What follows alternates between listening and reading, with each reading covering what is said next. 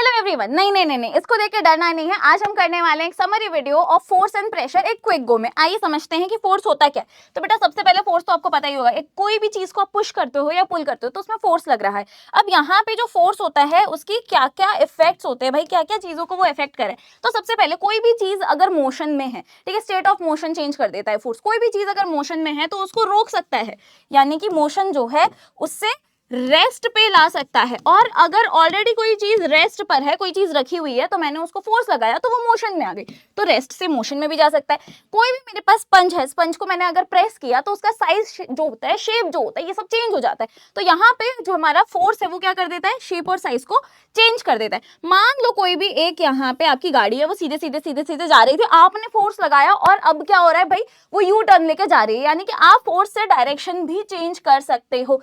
Even यहाँ पे कोई भी ऑब्जेक्ट है वो सीधे सीधे जा रहा है, अगर आपने वहां पे और फोर्स लगा दिया तो इसका जो स्पीड होती है ये भी बढ़ जाती है। तो यहाँ पे जो आपका फोर्स है वो क्या क्या चेंज कर सकता है भाई, shape, size, direction, speed, motion, ये सारी चीजें आपकी चेंज हो जाती हैं। आइए थोड़ा सा समझते हैं कि contact force, non contact force क्या है।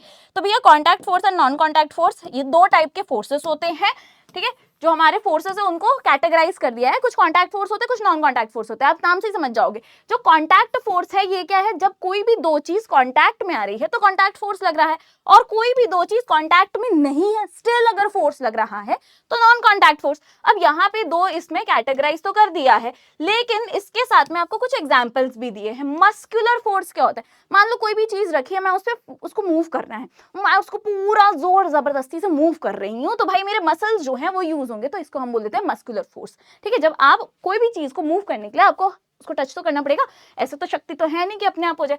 फ्रिक्शनल फोर्स, तो फ्रिक्शनल फोर्स क्या होता है, कोई भी यहाँ पे ऑब्जेक्ट है, अगर वो किसी भी कहीं पे भी मोशन हो रहा है, मान लो इस तरफ है, तो एक फ्रिक्शन जो है वो क्या करता है, अपोज करता है, रेजिस्ट करता है उसके मोशन को, और वो एकदम अपोज जा रहा है, ठीक है। तो यहाँ पे अगर मेरा मोशन इस तरफ है तो हमारा फ्रिक्शन इस तरफ लगेगा, लेकिन ये तभी लगेगा जब हमारा सरफेस और हमारा ऑब्जेक्ट जो है दोनों क्या रहेंगे बेटा, एक कांटेक्ट में रहेंगे, इसलिए किसमें आ गया, कांटेक्ट फोर्स में आ गया। तीसरा है फ्लूइड फ्रिक्शन। फ्लूइड फ्रिक्शन भी सेम फ्रिक्शन वाला टाइप है, लेकिन वो फ्रिक्शन जो कि हमारा लिक्विड्स एंड गैसेस में लगता है, यानी फ्लूइड्स में लगता है, उसको हम फ्लूइड फ्रिक्शन या फिर ड्रैग कहते हैं। अब बात करते हैं नॉन कांटेक्ट फोर्स की, कि बिना कांटेक्ट के इसमें फोर्स लग रहा है। जैसे कि मैग्नेटिक फोर्स हो गया, मैग्नेटिक यानी दो मैग्नेट्स को आप पास लेके आते हो, ऑपोजिट पोल्स होंगे, किसी का साउथ है एक का नॉर्थ है, तो जब आप उसको पास में लेके आते हो, आप उसको टच नहीं कर रहे हो, आप उसको कांटेक्ट में नहीं ला रहे हो, स्टिल वो अपने आप कांटेक्ट में आ रहे हैं, क्योंकि उनके बीच में लग रहा है मैग्नेटिक फोर्स। कांटेक्ट था नहीं, अभी आ गए हैं क्योंकि मैग्नेटिक फोर्स लग रहा है।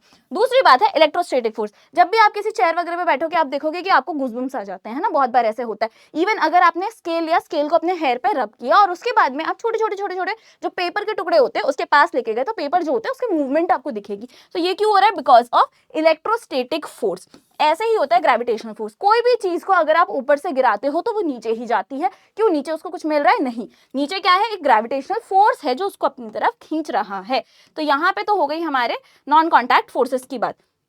आइए थोड़ा सा समझ लेते हैं कि मैग्नीट्यूड जो है ये कैसे इफेक्ट हो रहा है। भाई मैग्नीट्यूड क्या होता है, मैग्नीट्यूड इज बेसिकली जो स्ट्रेंथ होता है हमारे फोर्स का, कि कितना फोर्स लग रहा है। मान लो अगर हमारे पास में एक ऑब्जेक्ट है, ठीक है, और यहाँ पे दो बच्चे हैं ए और बी, और दोनों सेम फोर्स लगा रहे हैं, ठीक है, सेम डायरेक्शन में, एक तो इनका डायरेक्शन भी सेम है और इक्वल फोर्स लगा रहे हैं, यानी अगर ये 3 न्यूटन लगा रहे हैं तो ये भी 3 न्यूटन लगा रहे हैं। तो यहाँ पे क्या हो जाएगा भाई, दोनों को ऐड कर दो, उतना हमारा नेट फोर्स यानी कि मैग्नीट्यूड आ गया। अनइक्वल, अब मान लो कि सेम डायरेक्शन है, लेकिन यहाँ पे ये लगा रहा है 9 न्यूटन और ये लगा रहा है 3 न्यूटन, लेकिन यहाँ पे डायरेक्शन तो सिमिलर है, तो यहाँ पे भले ही दोनों का जो इक्वल नहीं है, अनइक्वल हमारा फोर्सेस है, लेकिन सेम डायरेक्शन है, तो यहाँ पे क्या हो जाएगा, दोनों को एड अप कर दो आप, ठीक है, और हमारा वो रिजल्ट आ जाएगा। लेकिन यहाँ पे अब बोल रहा है कि हमारा जो ऑब्जेक्ट है इसको मूव कर रहे हैं, पुश कर रहे हैं दो बच्चे, और दोनों क्या है, ऑपोजिट डायरेक्शन में, लेकिन इक्वल फोर्स लगा रहे हैं, ये भी 3 न्यूटन लगा रहे हैं, ये भी 3 न्यूटन लगा रहे हैं। तो जब दोनों तरफ से फोर्स लग रहा है,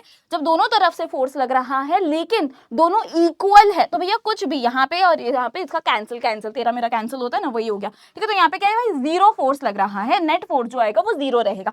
ऐसे ही अगर अनइक्वल है, यहाँ पे मान लो कि 13 मान लेते हैं, चलो 13 न्यूटन है और ये 3 न्यूटन है, तो भैया इसका तो ज्यादा हो गया है ना, इसका तो फोर्स ज्यादा हो गया, तो यहाँ पे F B minus F A भी हो सकता है, ठीक है। F A minus F B लिखा है, इसमें आप कंफ्यूज मत होना। यहाँ पे जिसका फोर्स बड़ा रहेगा वो यहाँ पे आ जाएगा। मान लो ये 3 न्यूटन ना होके ये होगा 16 न्यूटन, ठीक है, इसको 3 न्यूटन ना होके 16 न्यूटन। तो अब यहाँ पे दोनों अपोजिट डायरेक्शन से, दोनों अलग अलग डायरेक्शन से अनइक्वल फोर्सेस लगा रहे हैं। तो यहाँ पे 16 क्या है, बड़ा है, इसलिए जो भी फिगर आपका बड़ा होगा उसको आपको पहले लिखना है, ठीक है। अब आपने 16 माइनस 13 किया, आपका 3 न्यूटन का ये मैग्नीट्यूड हो गया या फिर आपका 3 न्यूटन का फोर्स लगता है। तो ये तो हो गए हमारे फोर्स की बात। आइए बात कर लेते हैं प्रेशर की। तो बेटा प्रेशर क्या होता है, प्रेशर जो होता है इट इज बेसिकली फोर्स कितना पर यूनिट एरिया पे लग रहा है उसको हम बोलते हैं प्रेशर, ठीक है। पर यूनिट एरिया जो होता है उस पे कितना फोर्स लग रहा है उसको हम प्रेशर बोलते हैं। कैसे नापेंगे इसको बेटा, पास्कल्स में, ठीक है। इसका एसआई यूनिट क्या होता है, पास्कल्स होता है। फोर्स जो है उसको हम न्यूटन में करते हैं कैलकुलेट, और जो एरिया है उसको हम मीटर स्क्वायर में करते हैं। तो यहाँ पे एन अपॉन एम स्क्वायर यानी कि न्यूटन पर मीटर स्क्वायर में भी आप लिख सकते हो जो भी आपका रिजल्ट आते हैं, या फिर पास्कल में भी आप लिख सकते हो। जो भी आपको पूछा जाएगा प्रेशर कितना लग रहा है, फोर्स की क्वांटिटी दे दी जाएगी, एरिया बता दिया जाएगा, तो आपको बताना है कि प्रेशर कितना लग रहा है। अब यहाँ पे सैप्लाइड आ गया है। सैप्लाइड क्या है इसको एक बार समझ लेते हैं कि सैप्लाइड इज बेसिकली नथिंग बट आपका कितना स्मॉलर एरिया अगर हुआ, अगर आपका एरिया जो है वो स्मॉल है तो आपका प्रेशर जो होगा वो ज्यादा लगेगा। मान लो जैसे नाइफ है, नाइफ को आपने बहुत पतला सा एरिया है, आपने लिया एक टोमेटो और उसको आपको स्लाइस अप करना है, आपने फोर्स उतना ही लगाया लेकिन ये स्लाइस हो जाएगा। अगर मैंने उसकी जगह पे एक बोर्ड ले लिया, एक वुडन बोर्ड ले लिया और उससे मैं उतना ही फोर्स लगा रही हूँ लेकिन वो स्लाइस अप नहीं होगा। क्यों? क्योंकि हमारा जो एरिया है उसमें पूरा का पूरा फोर्स जो है वो डिस्ट्रीब्यूट हो गया। तो लार्जर एरिया अगर होगा तो प्रेशर क्या होगा, कम हो जाएगा। स्मॉलर एरिया होगा तो प्रेशर हमारा ज्यादा रहेगा। अब बात कर लेते हैं इसका रोल क्या होता है बेटा। तो इसका रोल होता है बेसिकली जो फ्लाइट्स होती हैं उसमें इसका रोल होता है सांस लेने में हमारा एटमॉस्फेरिक प्रेशर जो होता है वो काम करता है। वेदर पैटर्न्स जो होते हैं वो हमारे एटमॉस्फेरिक प्रेशर की वजह से होते हैं, जब भी जैसे भी चेंज होता है उसकी वजह से होता है। अब लिक्विड्स में जो प्रेशर है वो इंक्रीज होता है डेप्थ के साथ, ये बात आपको याद रखनी है। जैसे जैसे आप डेप्थ में जाएंगे वैसे वैसे आपका जो प्रेशर है वो बढ़ते जाएगा इन लिक्विड्स, ठीक है।